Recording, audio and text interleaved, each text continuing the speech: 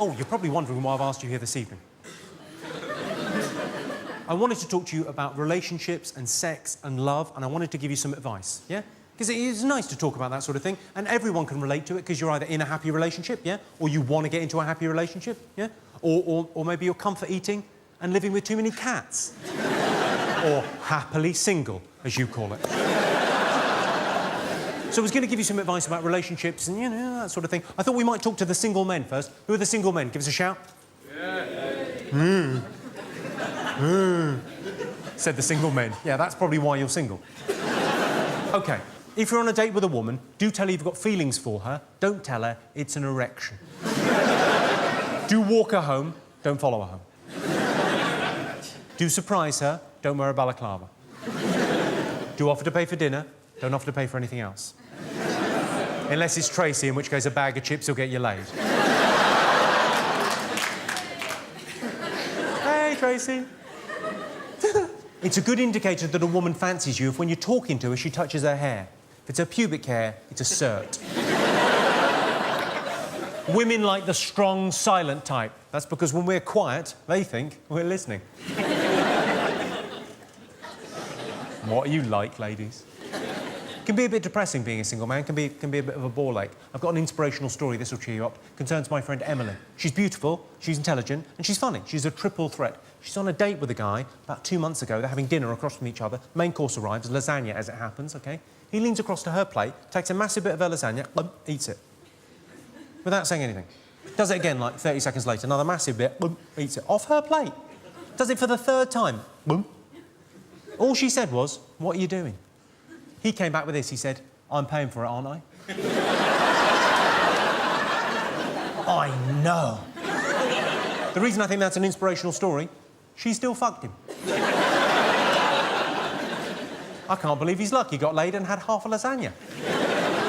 Is anyone actually on a date this evening? I can see a few people I think might be on dates, but I don't want to kind of embarrass you because dates are anxious enough anyway. They're fraught with anxiety, aren't they, being on a date? Because you don't know when you're going to move in for the kiss, you don't know how it's going to end up later on. They're weird and awkward. So I'd like to break the ice for you. I'll break the ice for you. Yeah. Why not suggest fucking in the disabled toilets? That's what they're for. That's why they've got that handrail for more exotic positioning. Don't give me that look. In my defence, when I was in there, I was fucking a cripple.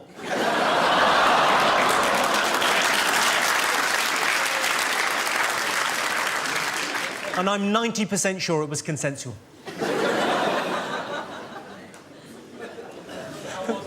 How was it? Yeah. But that is Parkinson's for you.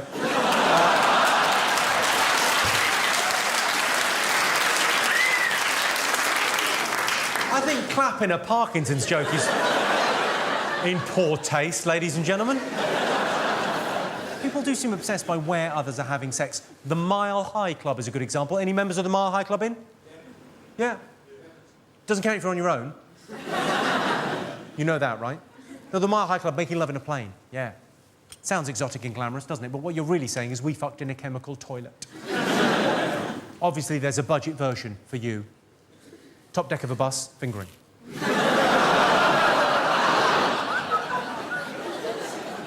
Are you paying attention? That's all in the wrist. Don't go in with that hand, you're a fool to yourself. You put your shoulder out, keep that hand free for ticketing. This is fun and we're learning things. Men and women are different. Now, I know we all know that in our heads, but the more you can accept that in your hearts, I think the better, the easier life is, right? Yeah. Some examples. Women like to relax in a hot bath with candles and oils. Men, generally, prefer to masturbate in the shower. Yeah, we know what you're up to in there, ladies. Why does this loofah smell funny? Some advice for the ladies. I had a woman come up to me after the show a couple of weeks ago. She said, "I think you're very sexist." I said, "I think you find it's pronounced sexy." Run along, grown-ups talking. Ladies, if a man says he likes foreign films, porn. If a man says he enjoys long walks in the countryside, it might mean he's a romantic soul. It's more likely he's saying, "They'll never find your body."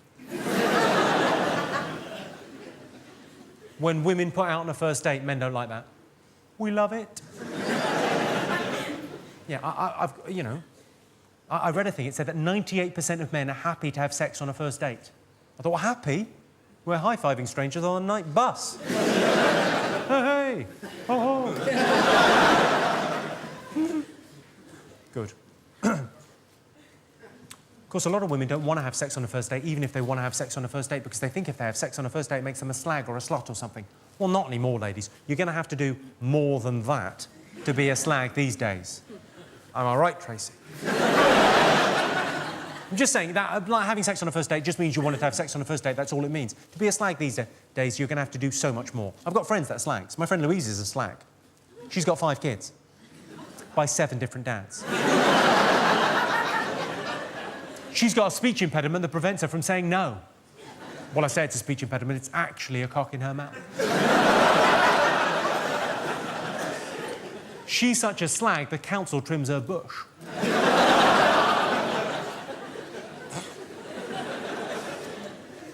I've got a question. I've got a question for the men. Have you ever seen a woman so unattractive to you, it makes you question your sexuality? I'll explain, because for me it would be like Gillian McKeith. You know the woman from How Clean Is Your Poo? Weird-looking creature. So if you put Gillian McKeith there and Brad Pitt there, and you said to me your life depends on it, you've got to do it with one of them. You've got to make the beast with 2 backs. Do the sticky belly. What? I would think, right, I'm a heterosexual man, Gillian is a woman, Gillian is. Oh. Jesus. Give it here.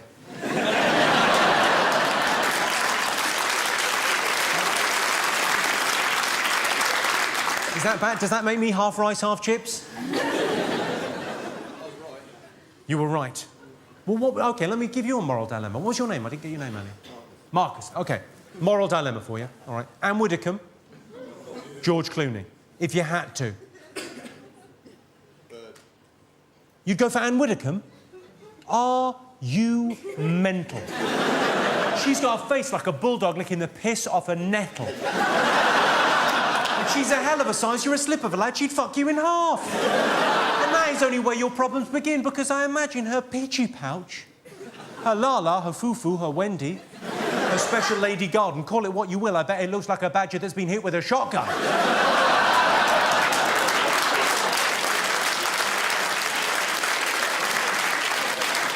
I bet there are police divers that would be squeamish about going down on that. I bet it looks like a bulldog eating mayonnaise.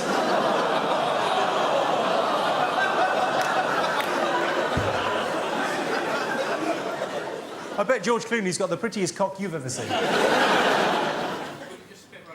Why don't you just spit roast her? You're suggesting I double-team Anne Widdecombe with George Clooney. Now that is a celebrity sex tape that would sell.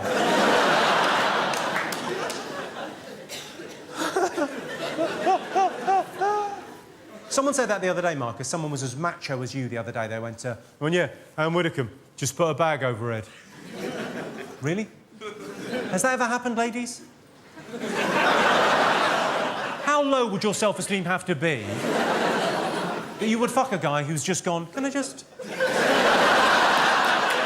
That's better. Chat-up line. Let's do some chat-up lines, OK? Obviously, the best chat-up line is, will you hold my pint while I go for a shit?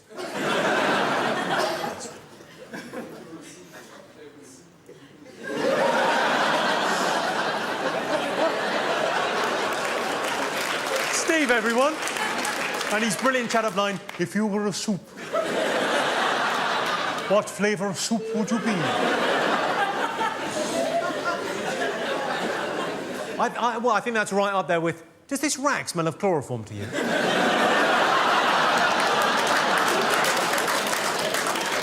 And the evergreen, let's not turn this rape into a murder.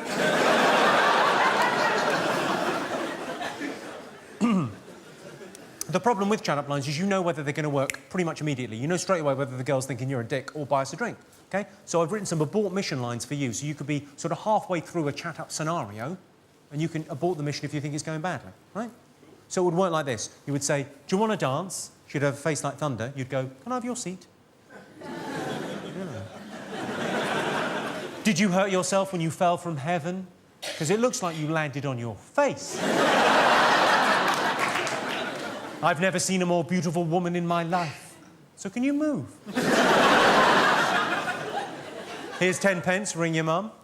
Tell her I'll be round in half an hour to fuck her. Get your coat, you've pulled. Hang on, wait, you probably don't own a coat. Girls your size tend not to feel the cold. And my personal favourite, save this for someone special. Your father must have been a thief, because you look like a pikey.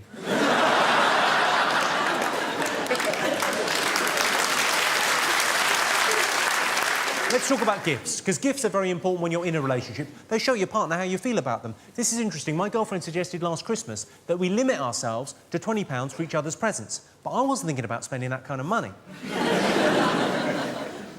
Obviously, if you're buying gifts for a woman, it's pretty easy. Just go for the classics. You know, champagne, chocolates, flowers. Unless you're dating an alcoholic bulimic with hay fever. I buy my girlfriend flowers every week, because I really fancy the girl in the florist. I've told the girl in the florist my girlfriend's dead.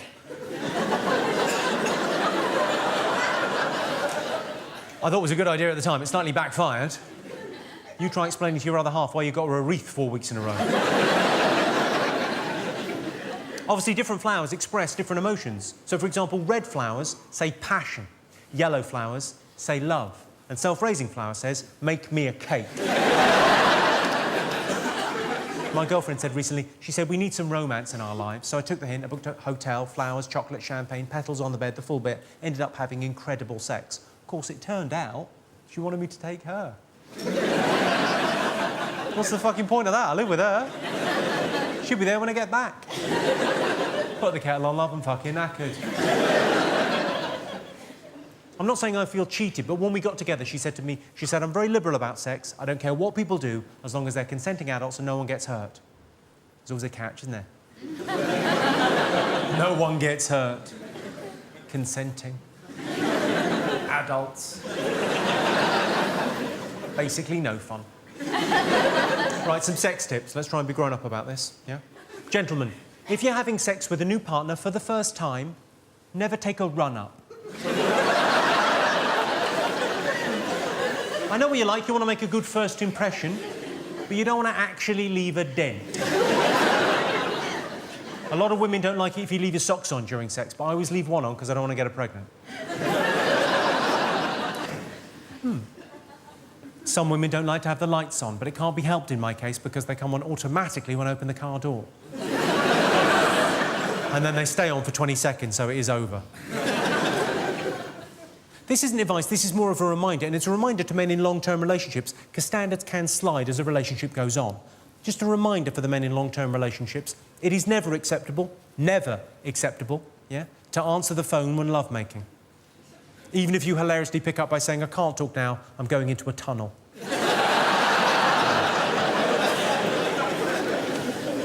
Some common myths, you may have heard these, they're just myths, they're not true. The best lubricant for anal sex is not tears.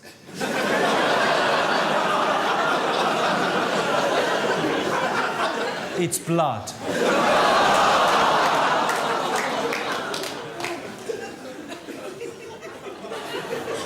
I bought some KY jelly. It said on the box not to be taken internally. I thought, where do they think it's fucking going?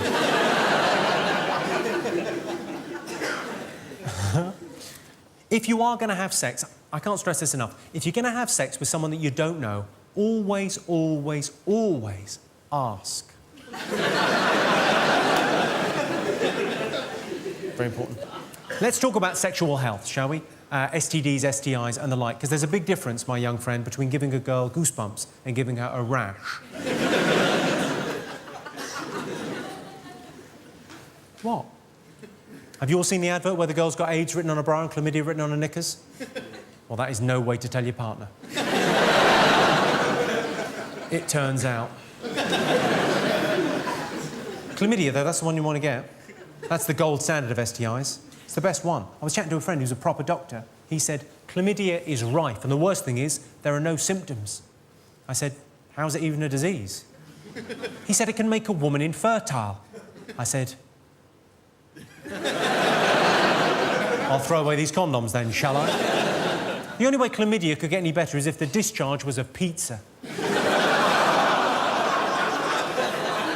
The women are thinking, that is disgusting. And the men are thinking, that would be brilliant.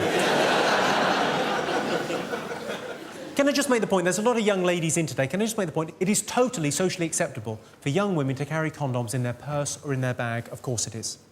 But a young man carrying a coil is weird. Do you know how the coil contraceptive device works? No, well, I'll explain. Think of me as a kindly uncle.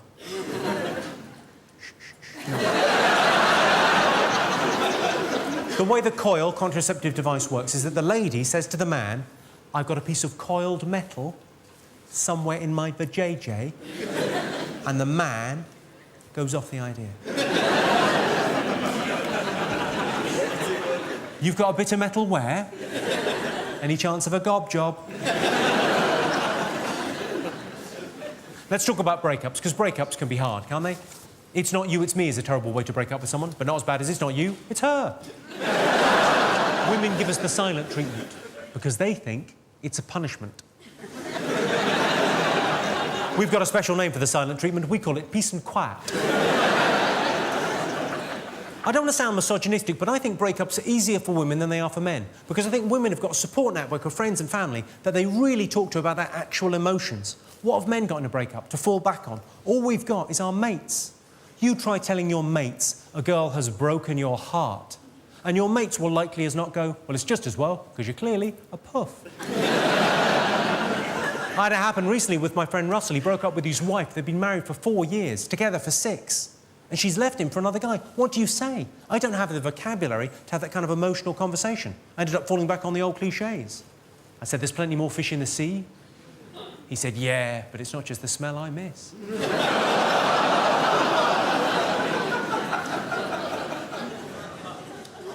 Well, on that cerebral and edifying note, has anyone got any questions or queries about sex or relationships? Anything you need to know? What's your favourite position?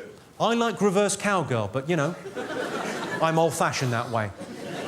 What's yours, sir? Various. I think I can... It's a match, eh? Pick and mix. Yeah, I imagine, it's either that or that. Yeah. Maybe a bit of that, who knows? Yeah, treat yourself, why not? What wouldn't you do that your missus would ask you to do? What wouldn't I do that my missus would ask me to do? Stop.